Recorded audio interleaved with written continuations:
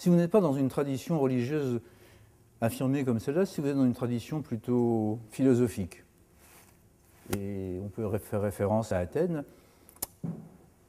il n'y a pas de Dieu, il n'y a pas de conception religieuse très particulière.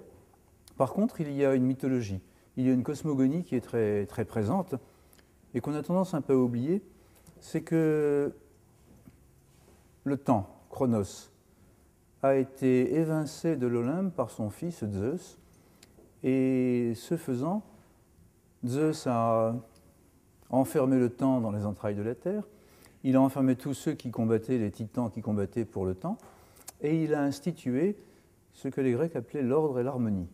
Et le principe de Zeus, c'est, mythologiquement parlant, d'assurer, pour la plus grande éternité possible, l'équilibre des forces qui veulent créer le monde et des forces qui veulent le détruire. Eh bien, si vous vous situez dans une tradition qui n'est pas une tradition judéo-chrétienne, vous pouvez très bien concevoir que dans une démarche maçonnique, vous avez également à assurer l'harmonie dans le monde qui vous entoure et à faire en sorte que ce monde reste harmonieux, équilibré, à faire ce que les Grecs appelaient taxis kai kosmos, l'ordre et l'harmonie. Vous voyez que quelle que soit la dimension religieuse ou non de sa vie, il est possible dans une démarche maçonnique de travailler dans une loge maçonnique sur les principes du rite écossais ancien et accepté. Alors quels sont les buts? Quels sont les buts proposés par l'initiation? Mais les buts sont relativement simples. Tout à l'heure, on a parlé d'ordre initiatique et traditionnel comme première définition. Et ce que je viens de vous expliciter un peu, c'est la dimension initiatique de l'ordre. Qu'est-ce qu'on fait dans une loge maçonnique sur le plan initiatique? Dire que la franc-maçonnerie, c'est une alliance d'hommes libres et éclairés, c'est l'autre dimension. Et les buts, c'est bien évidemment de travailler à étendre dans la société la justice, donc avoir une démarche éthique et de travailler à une dimension humaniste. C'est une dimension qui est fondamentale, car on a parfois tendance à l'oublier dans les loges, dans toutes les loges, en tout cas dans celle de la Grande Loge de France, on a parfois tendance à se refermer sur une étude purement symbolique qui est fondamentale, mais qui n'est pas suffisante.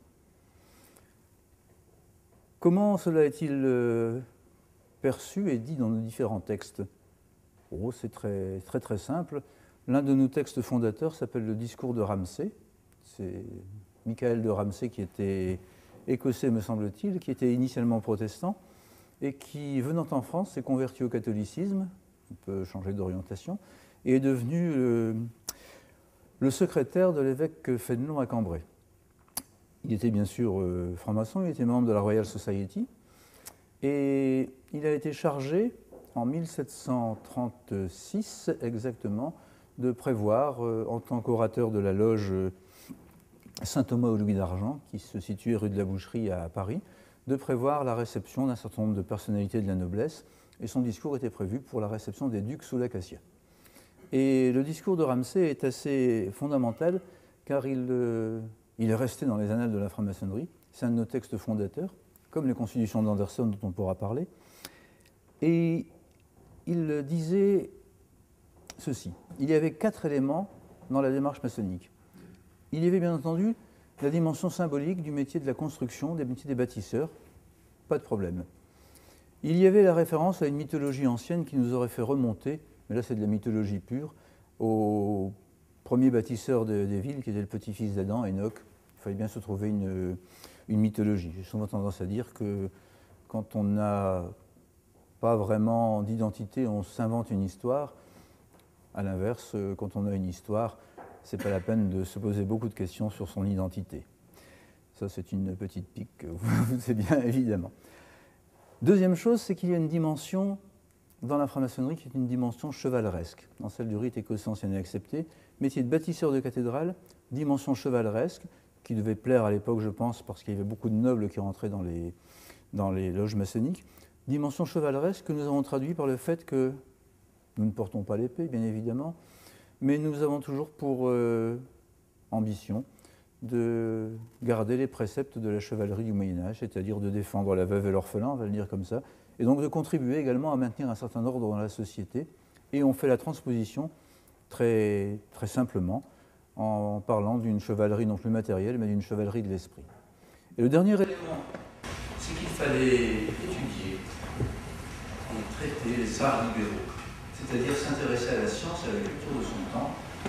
Globalement pour Ramsay, comme pour tous les hommes du XVIIIe siècle, l'idéal c'était d'être un honnête homme de la Renaissance, et c'était d'avoir une opinion, une connaissance sur à peu près tous les sujets, sans bien sûr tout connaître à fond. C'est-à-dire que la démarche maçonnique a bien évidemment une composante initiatique qui est fondamentale, mais elle a également une composante culturelle et une composante d'insertion dans la société qu'on a parfois tendance à oublier. Si on a tendance à l'oublier, c'est tout simplement parce que l'émancipation pacifique et progressive de l'humanité ne vient que dans l'ordre ultime de l'énonciation. Et j'ai dit tout à l'heure que c'était fondamental car, en fait, c'est la manière que propose le rite éco-ancien et accepté pour travailler au bonheur, à l'émancipation pacifique et progressive de l'humanité. À la différence d'autres obédiences, nous pensons, le rite propose une démarche qui est axée sur une démarche de spiritualité. On va dire globalement que la spiritualité, ce n'est pas une spiritualité religieuse, c'est simplement tout ce qui a trait à la vie de l'esprit. Le rite propose de s'intéresser d'abord à la vie de son propre esprit, donc de se connaître soi-même, puis de connaître progressivement les autres. Ensuite, c'est une démarche qui est une démarche intellectuelle. Une démarche intellectuelle, c'est ce que propose Ramsay dans son discours. Connaître les sciences, connaître les arts libéraux, connaître ce qui se passe de son temps pour pouvoir y réfléchir. Ensuite, c'est une démarche éthique, une démarche morale. Il y a dans un de nos rituels, et ça fait l'objet d'une question à l'étude des loges cette année, préférer en toute chose la justice et la vérité. C'est un des éléments essentiels de la démarche maçonnique que propose la Grande Loge de France. Préférer en toute chose la justice et la vérité. Et donc, c'est bien une démarche éthique qui est proposée. Et au bout, et simplement in fine, c'est de proposer à ceux qui suivent la démarche initiatique, effectivement de travailler dans la société, de faire en sorte de lutter contre tous les despotismes, tous les totalitarismes, de lutter pour la plus grande liberté de chacun, pour la libération intellectuelle et matérielle de chacun. Mais ça n'est possible que si l'on a d'abord compris ce que l'on était, d'avoir compris ce qu'étaient les autres, de s'être pénétré de la relation d'altérité, de la relation d'amour qui nous unit aux autres, et après seulement, de travailler dans la société. Quelque part, il y a deux manières de voir la démarche maçonnique. Une démarche que Xavier a qualifiée de sociétale, c'est-à-dire que l'on peut travailler dans une loge maçonnique sur des problèmes de société. Eh bien là, je pense que nous ne travaillons pas de manière initiatique, tout simplement parce que pour travailler de manière initiatique sur des problèmes de société, il faut d'abord avoir intégré complètement l'essentiel de la démarche initiatique. Et je vais peut-être je ne peux pas vous désespérer, mais vous freinez votre ardeur. Pour intégrer l'essentiel de la démarche initiatique, il faut de longues années. Il ne suffit pas de passer 1 an dans une loge maçonnique pour avoir intégré la démarche. C'est-à-dire qu'il n'est pas possible, en 1 année, en 2 années, en 3 années de vie maçonnique, apprenti, compagnon et jeune maître, de participer sur le plan de la démarche initiatique à l'émancipation pacifique et progressive de l'humanité. Il faut avoir intégré les outils de la maçonnerie, tous les outils, et avoir intégré également l'essentiel de la démarche. Ça prend un certain nombre d'années. 2 choix possibles pour entrer dans une loge maçonnique. Choisir de s'intégrer immédiatement dans une discussion matérielle sur la société. Il ne faut pas venir en Grande Loge de France, c'est clair.